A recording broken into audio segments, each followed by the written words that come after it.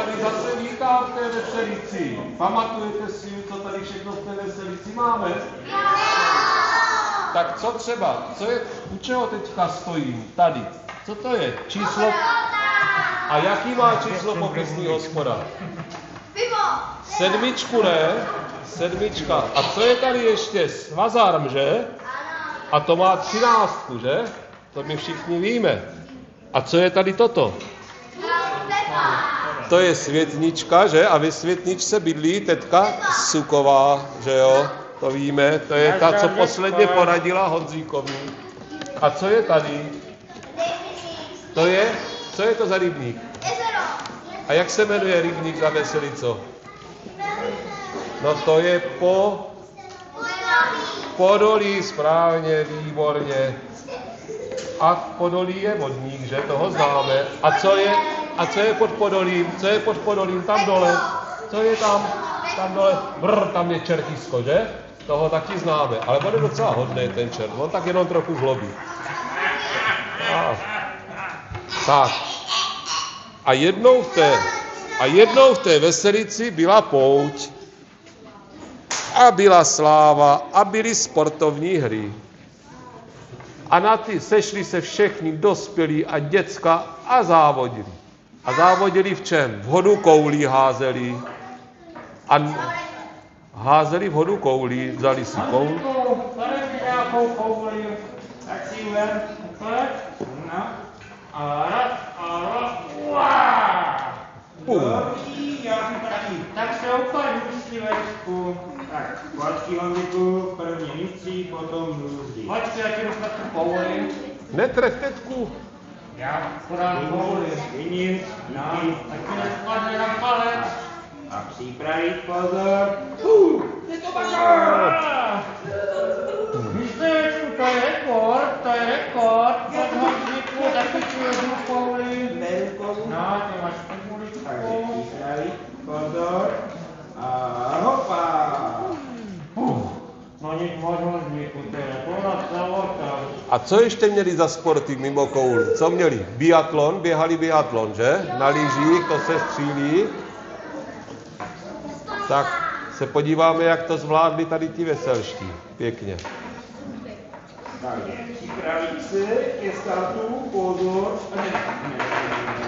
Pustej. Teďka třeba. Teďka.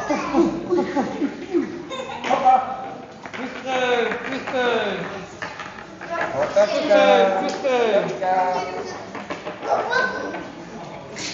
Počkejte na mě, ne? Kam tak spícháte? No žádný čekání, že jo? Ty chcou vyhrát.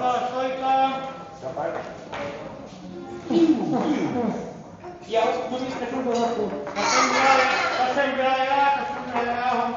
A hned jak doběhli diatlon, tak si vzali lano a šli se přetahovat s lanem. A to byla teprve mela. To byla si. Známe ty chalany tady. Nás jim teda.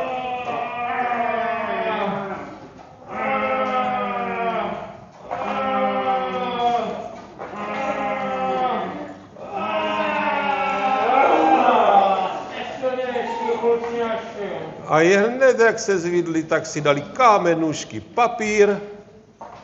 Všichni.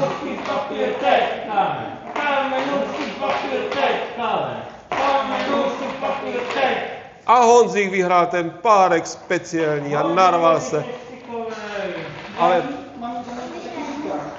pak přišli hasiči dobrovolní a dovezli cukroví těm dětskám všem a děti se všechno o to cukroví podělili, poschovávali, ale nejedli to všecko naráz, protože věděli, že když to sní všechno naráz, tak je bude co?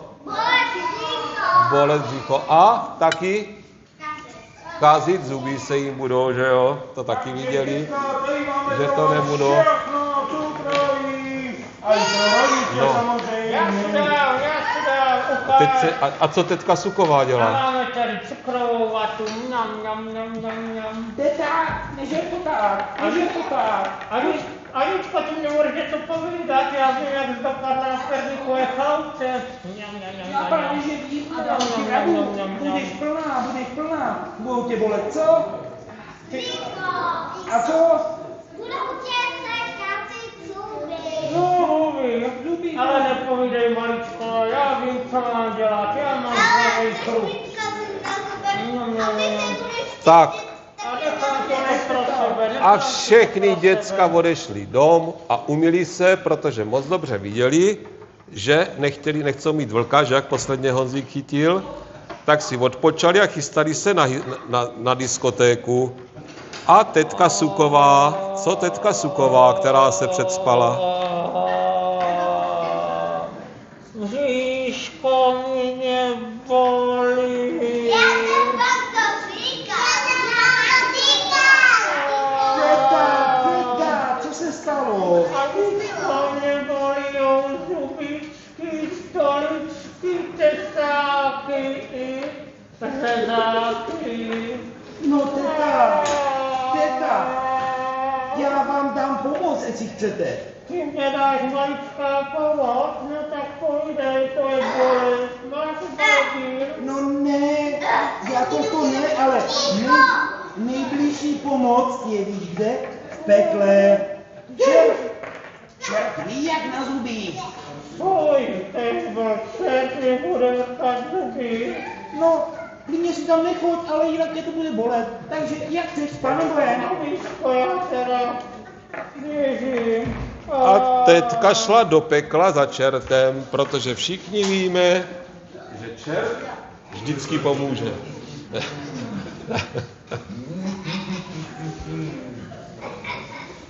Aj, teta, nazdar. Fuj, tak jak je to jako ty jsi škaredé. No ty jsi taky nějaká nádhera, že?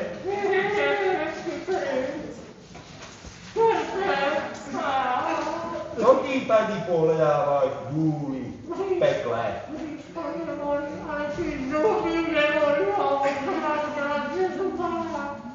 Podíváš se mě čerpičku na zoubek, podíváš? Tak otevři tu hubu. Aha. Ježíš, to je ochnat.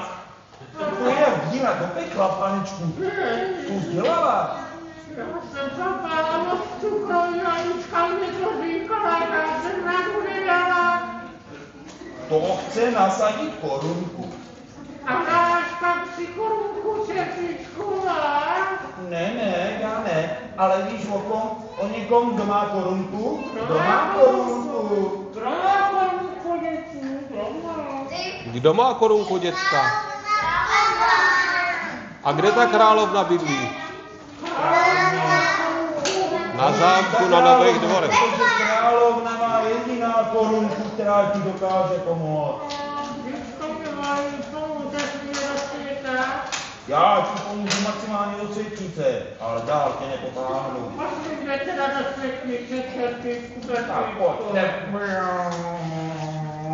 Tak a čert i s babičkou odletěli do světnice a babka už viděla, že korunka na ní čeká. Nazdar. Děkuju ti, čertíčku, vertíčku, ahoj, vrdíčko, zouvíčko, lidičky moje milovaní, co si počnu, kam mám dojít. Ten Blancek je daleko na Nových Dvorech před Jsem po ulici, najednou jsem potkal tetku. Nazdar, tetka! To vypadla protéza. Taky mi na královnu.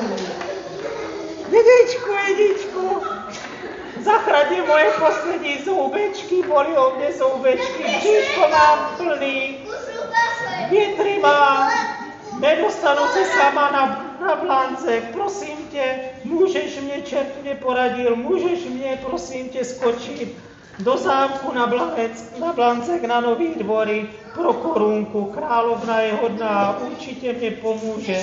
A proč? Protože jsem ti s vlkem pomohla, taky nic nemohla. Teta, víčkej chvilku, hned jsem tady. A neboj, dneska už jsem se myl a vlka nemám nikde ani zdání. Tak já frčím. Dobře, Jedíčku, pospěš si, Jedíčku.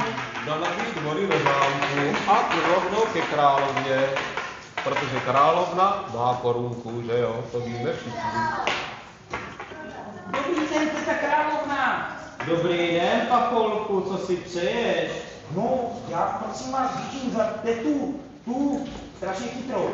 Ale počkej, Pacholku, ty nevíš, co se u dvora sluší? Jo, prosím, pěkně se klaní. Ano, až ke kolanám se klaníme. Já se moc klaní. To zase nepřeháně. Dobrý, co pak si přeješ, jedničku?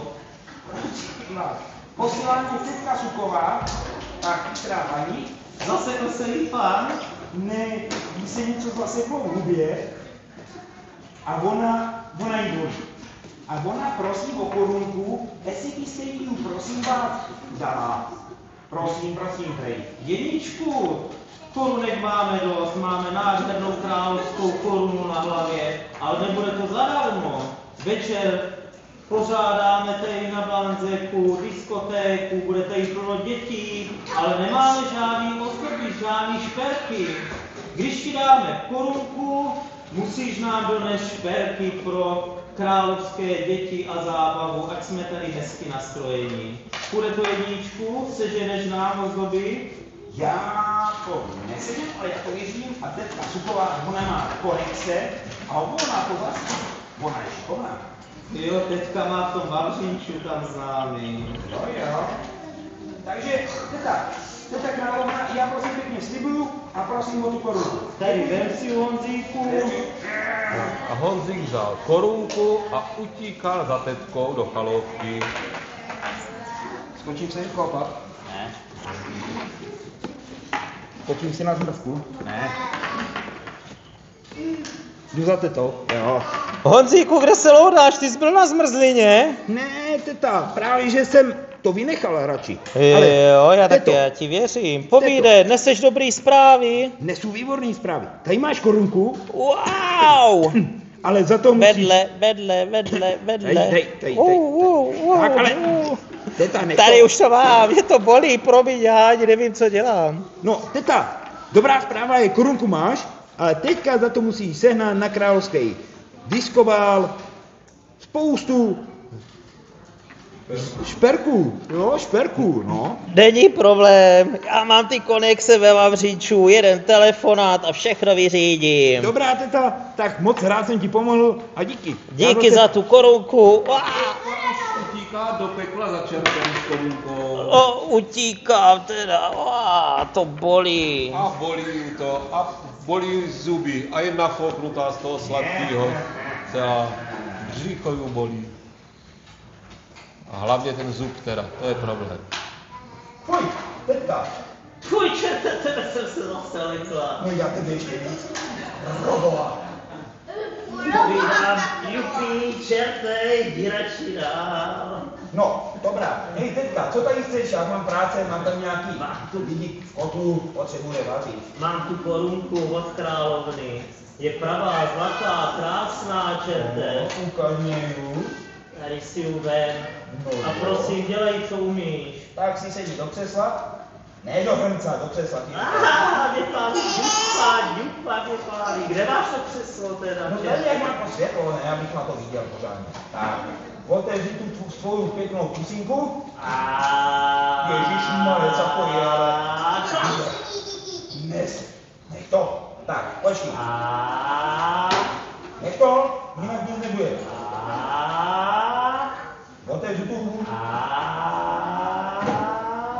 Tak, no. Čekej. To tam namlátíme, neboj, to tam namlátíme. A je to tam. Už je hotový, čerte. Teď se ulevilo. Protože čert to udal korunu. Ty jsi mu nasadil korunu, čerte. Co jsem se zapotila. Hodíš mi zase na korunu? Cože? Co pak jsou nějaký taxi? Sama si dojdi. Já tady mám práce dost.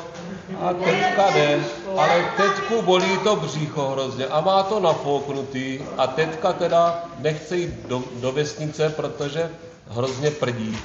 Tak se jde vyprdět na skalu.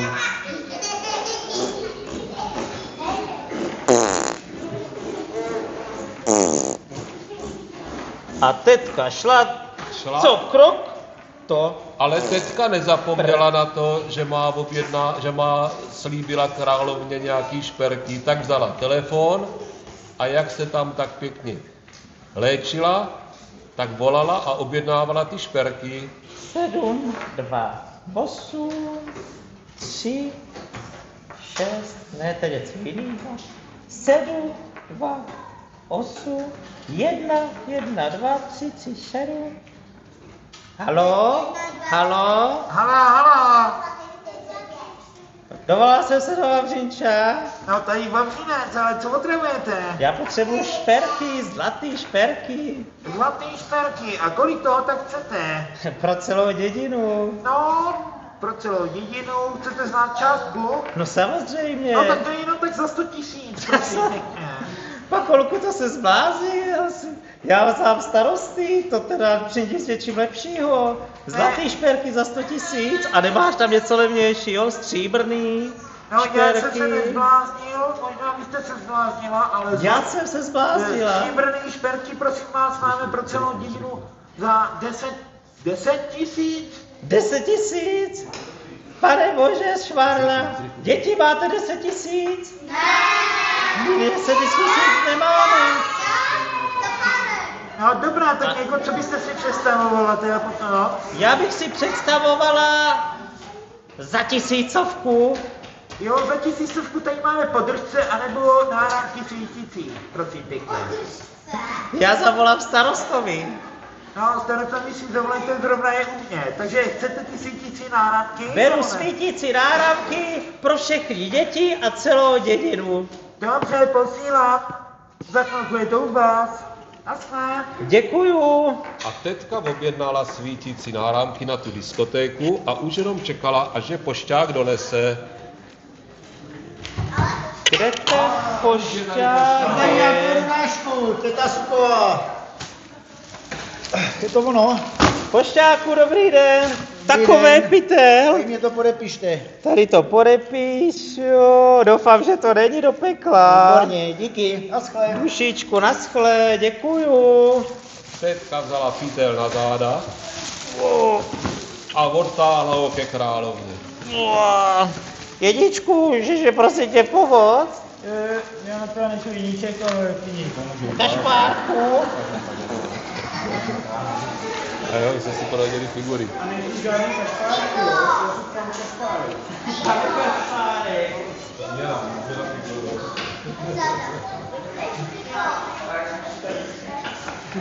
Jen to ty jsi dal, on byl slabý jak mucha, ten kašpár. No, viděla bys stejnou kašpárek.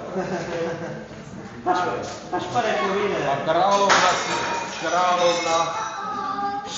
královna si vzala balík, poděkovala tetce